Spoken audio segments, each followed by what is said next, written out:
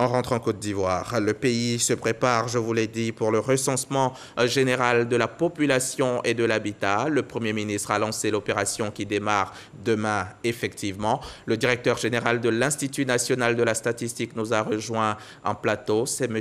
Dofou Nguessan, qui est par ailleurs le directeur national de ce RGPH. Bienvenue donc, M. Dofou. Merci, Anza. D'accord, on va regarder cet élément vidéo ensemble, puis on revient pour l'entretien.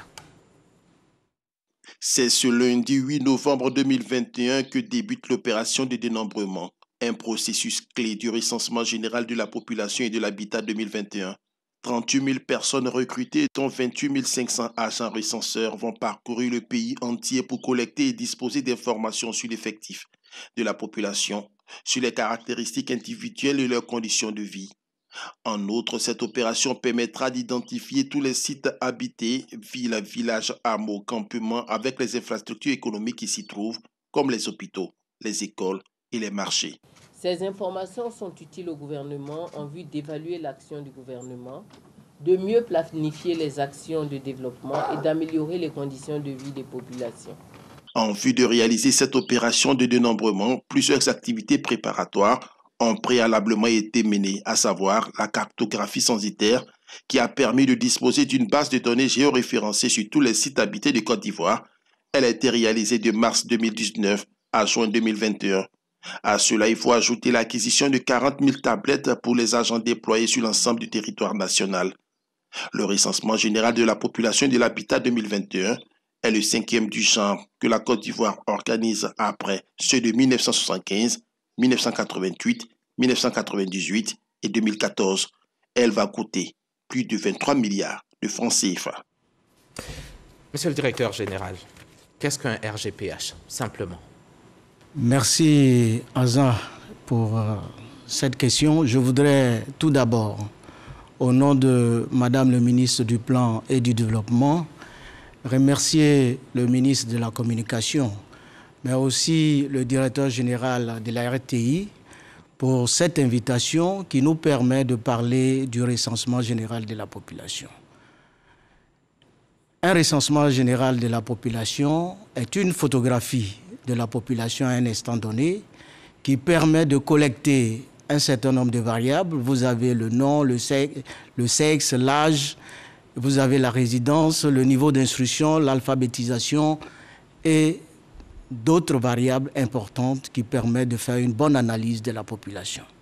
Et il n'y a pas que la population, l'habitat aussi est concerné. Oui, l'habitat aussi est concerné et au niveau de l'habitat, on doit savoir la structure de l'habitation des individus ou bien des ménages, et tout ce qui contient cette maison et aussi tout le matériel que cette maison aussi contient nous permet effectivement de faire une bonne analyse de l'habitat de chaque individu. Et à quoi ça sert à l'État de savoir dans quelles conditions vit par exemple Paul-Henri Descas ou Miss Drocula?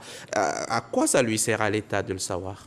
C'est très important. Vous savez que lorsque nous collectons les informations, nous avons un certain nombre de statistiques qui permettent à l'État de mieux planifier le développement et aussi d'évaluer les différents programmes qui sont mis en place par l'État ivoirien. Est-ce que ça a à voir avec le RNPP, le Registre national des personnes physiques? Le Registre national des personnes physiques, ça c'est au niveau la mise en place des éléments concernant les pièces d'identité et autres. Mais ce qui est important, entre les deux, il y a une différence. Le recensement de la population, c'est la base qui va nous permettre d'avoir une bonne base de données que le RNPP peut utiliser dans le cadre de la mise en place de ce RNPP. Et c'est bien dit, c'est le Registre national des personnes physiques, etc. Et ça va permettre effectivement, le RNPP va permettre de mettre en place un numéro qui sera l'identifiant de chaque individu sur le territoire ivoirien. Et durant toute sa vie. Et pourquoi un recensement de la population maintenant? Pourquoi aujourd'hui? Pourquoi pas demain, en 2022 par exemple? Pourquoi pas hier en 2020? Ce qu'il faut savoir, c'est que la Côte d'Ivoire a réalisé son premier recensement en 1975. Et en 88, il y a eu le deuxième recensement et en 98, le troisième. Et normalement, ces recensements sont faits chaque 10 années. Il faut indiquer que normalement, le recensement qu'on a fait en 2014 devait se faire en 2008.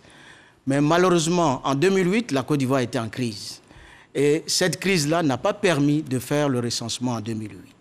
Et ce qui fait que nous l'avons fait en 2014. Mais pourquoi?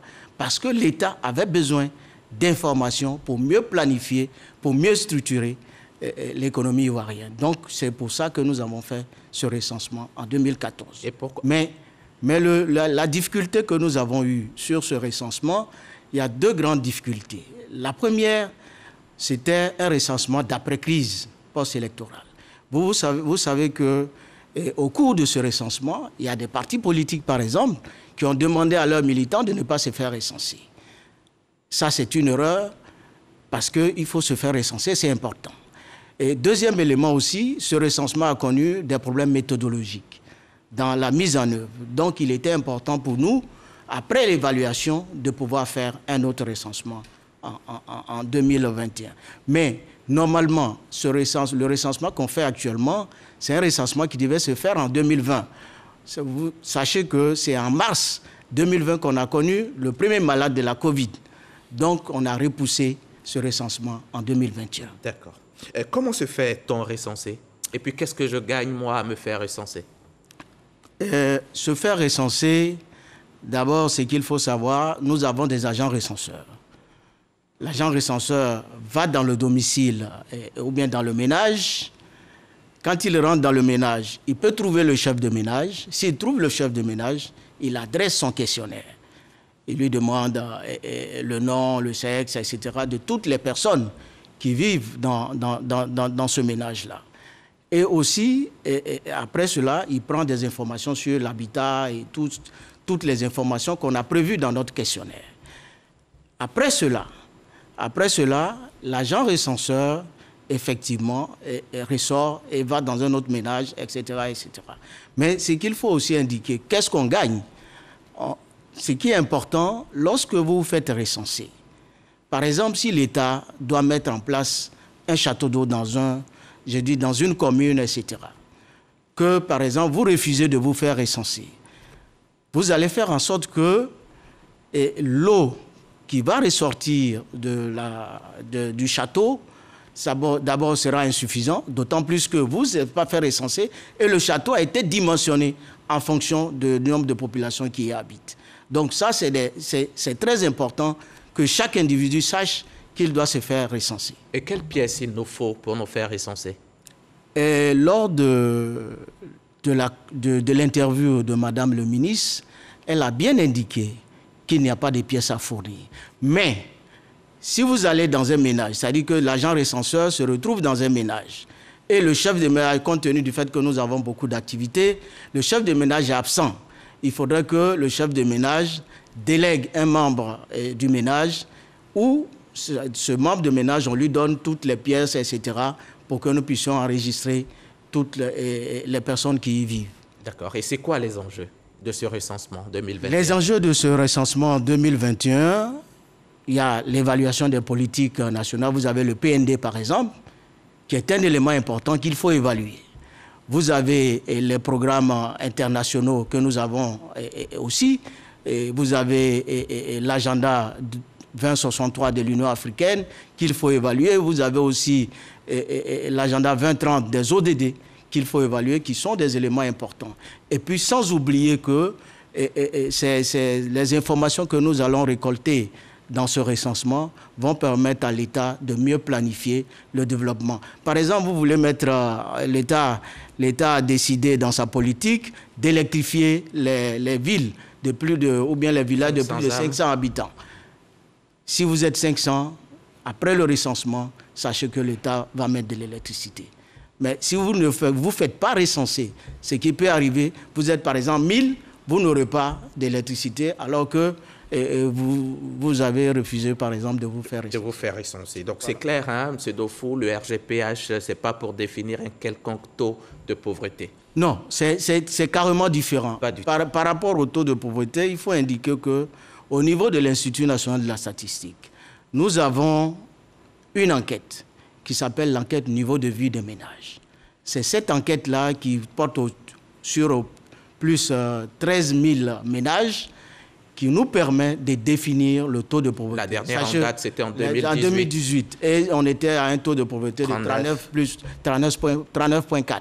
39%. Donc, quelles dispositions vous avez prises? Quelles dispositions vous avez prises pour que les agents recenseurs se fassent accepter des populations? Il y a deux grandes dispositions qui ont été prises. Il y a d'abord les éléments sécuritaires. Les éléments sécuritaires, je veux dire par exemple, quand l'agent recenseur rentre dans le ménage, il doit pouvoir être identifié lui-même. Il y a ici un badge que l'agent recenseur aura. Il y a des chasubles que l'agent recenseur va porter à l'effigie de l'Institut national de la statistique, mais aussi et du BTPR. Vous pouvez retourner et dans le dos, on peut lire je suis concerné. Je me fais recenser. Je participe. Je participe, voilà. Donc, et en plus de ça, vous avez l'ordre de mission et aussi la lettre d'introduction qui est signée par les préfets et autres. Et par rapport à la Covid? Oui, par rapport à la Covid, je n'avais pas terminé. Par rapport à la Covid, il y a eu des dispositions. Nous avons fait vacciner tous nos agents recenseurs. D'accord. Ça, c'est un élément. Et puis aussi, je voulais profiter de votre antenne pour remercier le ministère de la Santé de nous avoir donné plus de 2 400 000 masques de protection et aussi des tubes de gel hydroalcoolique. Donc, c'est quand même important. D'accord. Et les dispositions sécuritaires, il y en a de particulièrement qui ont été prises, la police pour accompagner la gendarmerie? Oui, ça nous avions indiqué surtout au sein des comités locaux dans les différentes régions et préfectures. Ça, c'est des dispositions qui sont prises avec les préfets. Parce que vous savez aussi qu'on a des zones, vous avez par exemple les forêts classées. Les forêts classées où il y a des campements qui sont très peuplés. Il faudrait qu'on y aille. Donc, on doit être accompagné par la sécurité. D'accord. Et dans la confidentialité des informations recueillies, vous nous garantissez que ce sera le cas? Oui, ça sera le cas, d'autant plus que nous-mêmes, nous sommes régis par une loi. Il y a la loi statistique qui, effectivement, qui nous permet de ne pas aller de travers par rapport aux informations qu'on recueille. D'accord. Et l'opération se fait en journée, alors que dans les zones rurales, à cette période, justement, les populations sont peut-être dans les champs. Comment les agents recenseurs feront? Oui, ce qu'il faut indiquer, c'est que dans la période qui est définie, c'est-à-dire du 8 au 28 novembre, nous demandons à toute la population d'être disponible. D'être disponible parce que l'agent recenseur travaille tout le temps dans cette période. C'est-à-dire que lorsque l'agent va dans le ménage, par exemple au village, on sait que nos parents vont au champ le matin, mais l'agent recenseur peut arriver dans un ménage au village où il trouve quand même un parent, où il commence à appliquer son questionnaire. Il va dans un autre ménage où les gens sont déjà allés au champ, il va revenir à 17h ou à 18h pour pouvoir recueillir les informations. D'accord. Est-ce qu'il y a un intérêt pour les populations qui peut-être vivent à Abidjan, à Yamoussoukro, de retourner chez elles au village, par exemple, pour s'y faire recenser? Est-ce qu'il y a un intérêt? Non, il n'y a pas d'intérêt, d'autant plus que vous avez un centre, je dirais votre centre d'intérêt. Par exemple, je prends le cas d'Abidjan. Imaginons que toute la population d'Abidjan se dise, je vais dans mon village pour me faire recenser. D'accord. D'accord. Et puis, vous le dites, hein, le recensement concerne tout le monde. Tout le monde. Les populations ivoiriennes ou non ivoiriennes. Non ivoiriennes. Et les Ivoiriens de la diaspora, vous les comptez? Les Ivoiriens de la diaspora ne sont pas concernés. D'accord, ne sont pas concernés. Et puis, c'est donc du 8 au 28 novembre prochain, 21 jours, 37 000 agents répartis sur toute la Côte d'Ivoire. Vous estimez à combien aujourd'hui, selon vos premières analyses, vos premières statistiques, la population ivoirienne? Oui, nous avions, dans ce processus de recensement, nous avons fait ce qu'on appelle la cartographie. Et pendant la cartographie, nous avons demandé aux ménages combien de personnes vivent dans un ménage, dans leurs différents ménages. Et à la fin de cette cartographie, nous avons estimé la population à peu près à 28 500 000. 28 500 000, c'est ce qui a donné le nombre d'agents recenseurs où nous répartissions ce nombre-là par rapport à 1000 individus que chaque agent recenseur doit pouvoir prendre en compte. D'accord, c'est pour ça qu'il y a 28 500 agents recenseurs. Nous allons donc terminer cet entretien et le RGPH, ça va coûter autour de 24 milliards de francs CFA. Dernière question pour terminer en 10 secondes. Si mon ménage n'est pas recensé, qu'est-ce que je dois faire? Si le ménage n'est pas recensé, vous appelez le 101 ou bien vous appelez le 07 99 21 69 81 ou d'autres numéros. On a aussi notre site www.recensement2021.gouv.ci. Et ce que peut-être je peux aussi ajouter, c'est que je voudrais, encore au nom de Madame le ministre du Plan et du Développement, remercier tous les partenaires qui nous accompagnent. Je voulais parler surtout de l'UNFPA qui nous accompagne techniquement. Je voulais parler de la Banque mondiale qui nous soutient pour assurer le paiement de tous les agents recenseurs. Je voulais parler aussi de la BAD qui a assuré le paiement de toutes les tablettes que nous allons utiliser 40 000 tablettes dans le cadre de ce recensement. Merci. Merci beaucoup. Monsieur Dofou. Monsieur Dofou Nguessan, directeur général de l'INS, l'Institut national de la statistique. Je rappelle que vous êtes venu nous donner toutes les précisions sur le RGPH 2021 qui démarre demain lundi sur toute l'étendue de la Côte d'Ivoire. Merci à vous d'avoir accepté notre invitation et à très bientôt. Revenez nous voir quand vous le voulez. Merci à vous aussi, chers téléspectateurs. Ce journal, vous pouvez le revoir sur RTI Mobile et sur les www.rti.ci. Bon dimanche chez vous et restez sur la chaîne ivoirienne. Merci beaucoup.